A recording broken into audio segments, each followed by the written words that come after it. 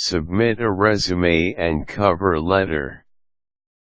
You have expertly designed your resume, tailored it to the needs of your potential employer, and now you're ready to hand off your fate to the powers that be. There are several options you have at this point as far as how to submit your cover letter and resume. Submit your resume via old-fashioned snail mail. This is probably the worst way to send your information, simply because you would use a business-sized envelope, and it would get sent to the company with all of the bills and junk mail and thus would either sit on someone's desk for a week or so before opened, or get tossed in the garbage and never read. Only if specifically instructed by the business you are interested in should you use this method. Submit your resume through electronic mail.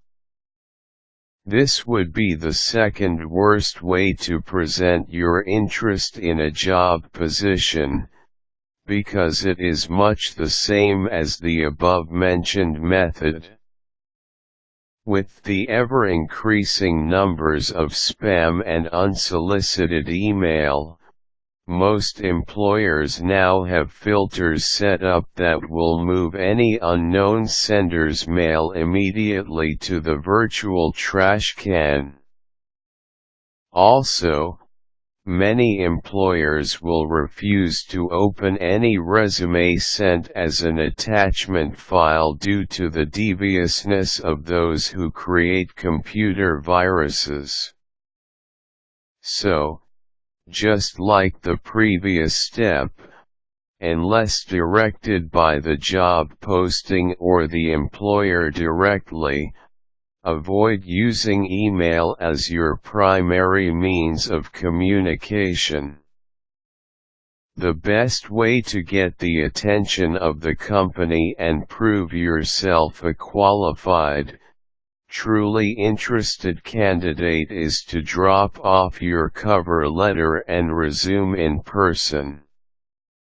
As if you were visiting the business for an interview, dress appropriately, see how to dress for an interview, carry your documents in a nice, sturdy folder to avoid wrinkles or dirtiness, and arrive at the office during business hours.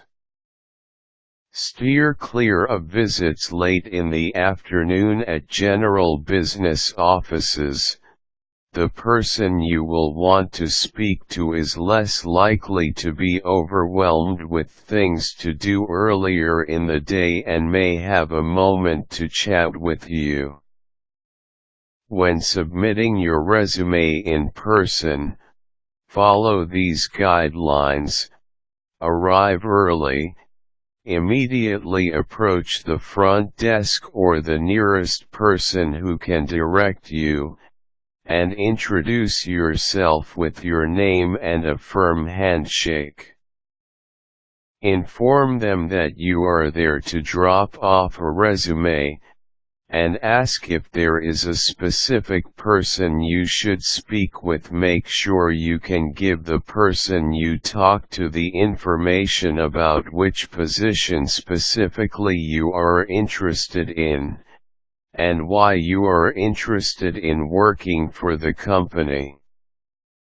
Also, be able to explain anything on your resume in full detail. End your conversation with another handshake, and it was very nice to meet you, and let the person know you look forward to speaking with them again soon. These small acts will show the business that you are serious about the position and interested in a future with the company. The most effective way to submit your cover letter and resume is to do it in person.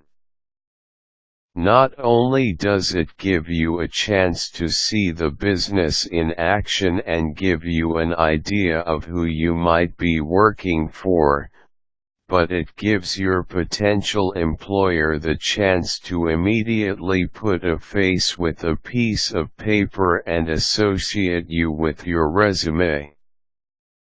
A well-groomed, professional-looking applicant will get the company's attention, and offer a great first impression and lead into the stunning qualifications on your well-designed resume.